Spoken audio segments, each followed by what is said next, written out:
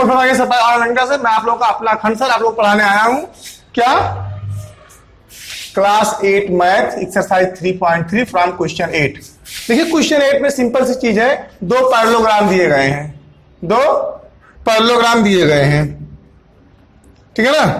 कौन कौन से, एक GUNS और दूसरा RUNS, ठीक है। हमें पैरेललोग्राम को सॉल्व करना है। हम जानते हैं कि पैरेललोग्राम के आमने सामने की साइड इक्वल होती हैं। तो दिया गया क्वेश्चन है 3y - 1 इक्वल टू कितना 26। तो 3y इक्वल टू कितना 26 माइनस हो जाएगा +1, 3y इक्वल टू 27। तो y इक्वल टू कितना हो गया 27/3, कितनी बार गया 9 बार गया। तो y की वैल्यू आ गई 9। 3x इक्वल टू 18, क्यों, क्योंकि आमने सामने की भुजाएं पैरेललोग्राम में बराबर होती हैं। तो x इक्वल टू कितना हो गया 18/3, 6 जा, तो x इक्वल टू कितना हो गया 6 हो गया। तो GUNS में और x और y का मान निकल आया। अब हम आते हैं RUNS में, यहां x + y इक्वल टू 16 है, y + 7 इक्वल टू 20 है। लेकिन क्यों है, कैसे है, ये जानना आपके लिए बहुत महत्वपूर्ण होता है, ठीक है ना। तो हम लोग इसको चलते हैं, देखते हैं कैसे क्या होगा। ये क्यों हुआ, क्योंकि ये इसका अपोजिट था, तो रीजन डाल देंगे। 3y - 1 इक्वल टू 26 क्यों था, अपोजिट था। क्या था, अपोजिट था। ये क्यों था, ये भी अपोजिट था। अपोजिट क्या होते हैं, इक्वल होते हैं। लेकिन यहां क्या होगा, यहां मिडल पॉइंट है। जैसे y + 7 equal to 20, y + 7 equal to 20, क्योंकि इसमें अकेले y का मान निकालना है। अगले में x और y दोनों है, इसलिए पहले y का मान हम निकाल लेते हैं। y इक्वल टू कितना हो गया तब 20 - 7 कितना, आप कहेंगे सर 13। याद रखना सारी चीजें सेंटीमीटर में है, आप सेंटीमीटर लगा लीजिएगा अपने हिसाब से, ठीक है ना। अब क्या कह रहा है, y इक्वल टू 13। अब x + y इक्वल टू 16 दिया गया है, x + y इक्वल टू 16 दिया गया है। x की वैल्यू हमें नहीं पता है, लेकिन y की पता है, y की 13 है, इसको रिप्लेस कर देंगे। और ऐसा क्यों हो रहा है, क्योंकि पैरेललोग्राम में जो आपका ऑर्बिट होता है उसके इधर और उधर दोनों आपस में इक्वल होते हैं, बोथ आर इक्वल। तो x इक्वल टू कितना हो गया 16 + 13 लगा -13, x इक्वल टू कितना हो गया 3, y की वैल्यू 13, x की वैल्यू 3 आ गई। आपका क्वेश्चन नंबर 8 का पहला और दूसरा दोनों इस तरह से सॉल्व हो गए, ठीक है। अब आप इसका चाहे तो स्क्रीनशॉट ले सकते हैं और उसके बाद आपने अगले क्वेश्चन फोकस करिए। अगला क्वेश्चन आपका है, इंटरेस्टिंग है, हम इरेज कर रहे हैं इसको। क्वेश्चन नंबर 9, क्वेश्चन नंबर 9 क्या कह रहा है, हाँ, एक ट्रेपेजियम दिया गया है कुछ इस तरह से, देख रहे हैं आप लोग। इसका क्या नाम है, इसका नाम है RLUK, RLUK। अब हमें क्या करना है, इसी में वो दिए गए हैं, इसको पैरेललोग्राम में बदला गया है, देख रहे हैं, देख रहे हैं ना, इस तरह पैरेललोग्राम में बदला गया है। तो इसका नाम हो गया RISK, रिस्क। इसका नाम क्या है, क्लू, CLUE। अब हम मान लेते हैं 1 है, ये एंगल 1 है, ये एंगल 2 है और ये एंगल x तो पूछ ही रहा है क्वेश्चन में ही, ठीक है। लेकिन कुछ चीजें हमारे सामने दी गई, जैसे 70 डिग्री दिया गया है और दूसरा k इक्वल टू 120 डिग्री। चलिए अब हम लोग अपना कार्यक्रम शुरू करते हैं। हम जानते हैं कि जब दो लाइनें आपस में पैरेलल होती हैं तो उनके एंगल का एडिशन किसी भी हाल में 180 डिग्री होता है।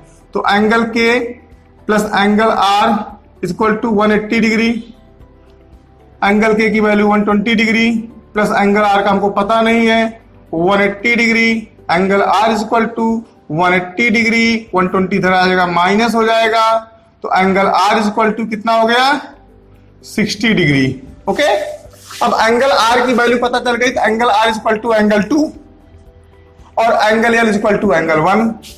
तो आप लिखेंगे angle L is equal to angle 1 is equal to 70 degree. Clear, good. Angle R is equal to angle 2 is equal to कितना, अभी हमने कितना निकाला था आर की वैल्यू 60 डिग्री। तो सर जी जबरदस्ती है क्या? तो आप कहेंगे नहीं, हम जानते हैं sum of adjacent angle is equal to 180 degree. Sum of adjacent angle is equal to 180 degree. आप लगा लेंगे मेथड। दूसरे में क्या लगाएंगे? दूसरे में कौन है? एंगल सम प्रॉपर्टी से, सॉरी।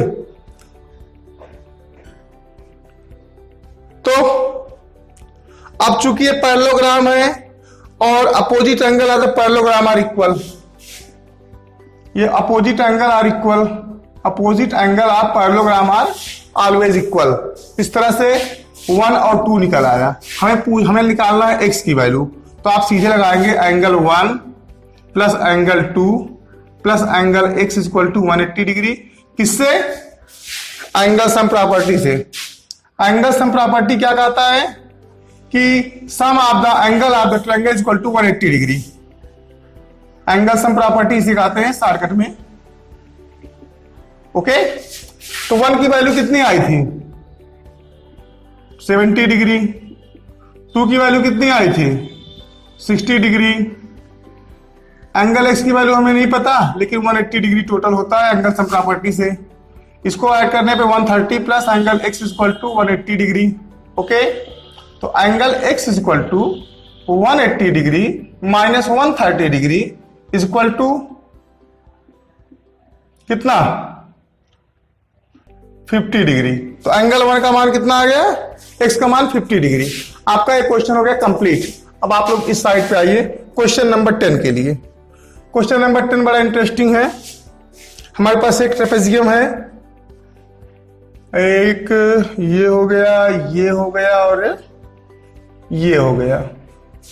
ट्रेपेजियम में केवल आमने सामने की केवल 2 भुजाएं पैरेलल होती हैं, ठीक है ना। जैसे 100 हो गया तो ये 180 डिग्री मतलब 100 प्लस 80 इक्वल टू 180 डिग्री। लेकिन ऑलरेडी इसका नाम दिया गया है, इसलिए बहुत ज्यादा इसमें दिमाग लगाने की जरूरत नहीं। KLMN हमेशा रखना साइड में नीचे लिखा जाता है, KLMN, इस बात को दिमाग में बैठा लेना आप लोग।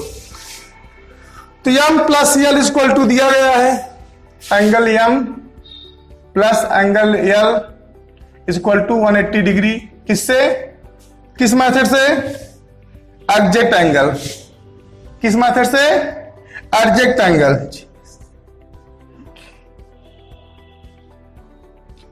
एडजेक्ट एंगल प्रॉपर्टी से तो हम जानते हैं कि जब सामने पैरेलल लाइन हो तो उसके इस पार और उस पार दोनों एंगल का एडिशन होता है 180 डिग्री।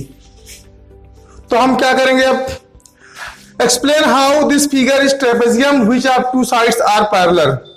तो हमारी ये शर्त पूरी कर दिया। जो 2 एंगल दिए गए थे दोनों को ऐड करने पे 180 डिग्री आ रहा है कि नहीं। Angle F equal to 100 degree plus angle L equal to 80 degree is equal to 180 degree. ये भी हो गया 180 डिग्री, ये भी हो गया 180 डिग्री। तो आप लिखेंगे LHS is equal to RHS, यानी left hand side is equal to RHS। अब हम साफ कह सकते हैं बड़े अच्छे से कि KL is parallel to MN। So KL is parallel to MN, is parallel to किस पे? MN। अगर 2 भी साइड आपस में पैरेलल होते हैं, बाकी से कोई मतलब नहीं है, इन साइड का इस साइड से कोई वो नहीं, इस एंगल का इस एंगल से कोई वो नहीं, तब भी वो ट्रेपेजियम होता है। हम कह सकते हैं इस प्रकार से, हेंस इस प्रकार से इसका नाम क्या है? KLMN। KLMN is a trapezium।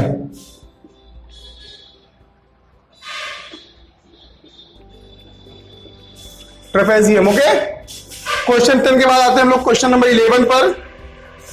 क्या कह रहा है? Find measures angle C in below figure. कैसे? गिवन दैट कुछ दिया गया है और कुछ निकालना है। हम आते हैं क्वेश्चन नंबर सीधे अपने 11 पर, ठीक है। क्वेश्चन 11 क्या कर रहा है? सीधे सीधे आपसे कह रहा है कि find the angle M C चलिए, ट्रेपेजियम का एक ही रूल है, अगर सामने की लाइनें पैरेलल हैं, हमेशा ये एंगल इस एंगल के इक्वल होता है। तो angle B equal to 1, sorry, इन दोनों एंगल को ऐड करने पर 180 डिग्री आता ही आता है। यही रूल है ABCD में। तो आपका क्वेश्चन बहुत आसान हो जाता है, चूंकि एंगल 120 डिग्री प्लस यम angle C is equal to 180 degree. क्यों? एडजेंट एंगल है। एडजेंट एंगल अगर दो पैरेलल लाइंस हैं, टू पैरेलल लाइंस हैं और एडजेंट एंगल्स हैं, तो उनकी सम प्रॉपर्टी क्या कहती है? 180 डिग्री। ओके, तो major angle C is equal to 180 degree minus 120 degree is equal to measured angle C is equal to how much? 60 degree. कितना degree? 60 degree. That's proved. And finally we come to the last question of this chapter, question number 12. Question number 12 says that class 8 math 12, find the measure of angle P and angle S. ठीक है, in the given figure. So let's see this. This is our figure. See this? Have you seen that? This is named out PQRS.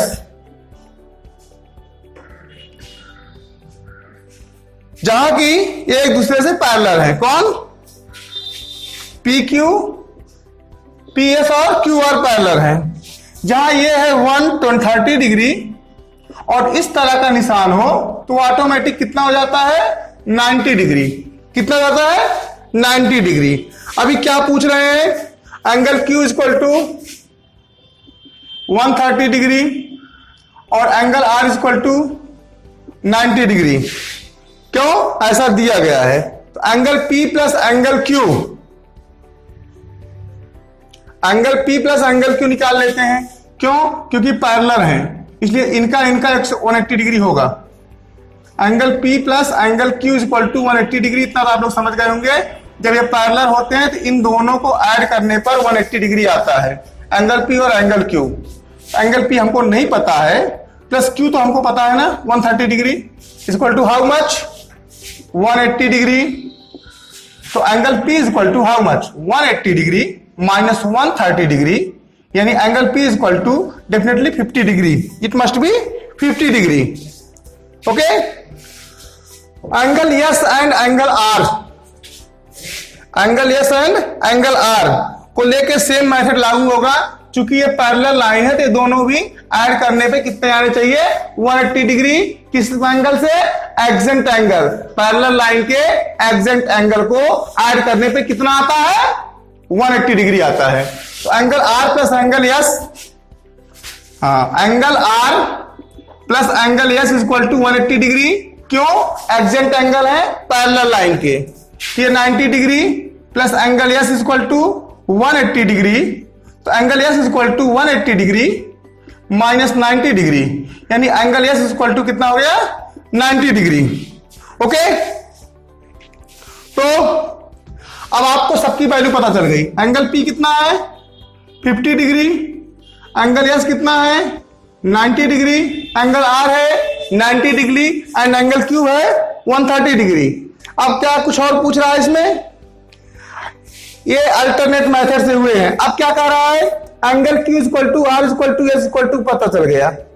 तो हम जानते हैं angle sum property of coordinator लगाएंगे। Angle sum property of coordinator लगाएंगे। Angle sum property of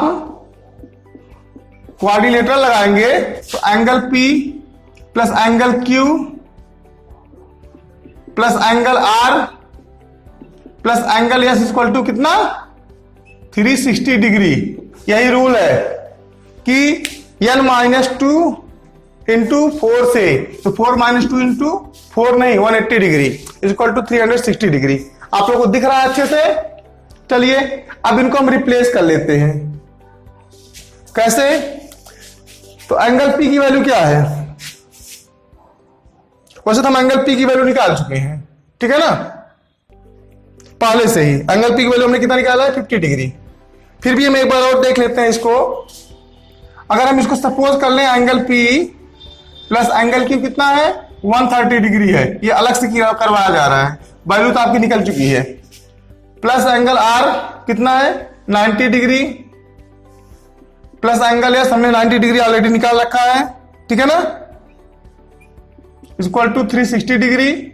हमने ये काम पहले कर दिया है, इसमें लास्ट में कर रहा हूं। तो एंगल पी इक्वल टू कितना हो जाएगा 360 डिग्री, इनको ऐड कर लेंगे कितना हो जाएगा 310 डिग्री, और इधर लाएंगे तो माइनस हो जाएगा, तो एंगल पी इक्वल टू अब भी 50 डिग्री ही मेंटेन है।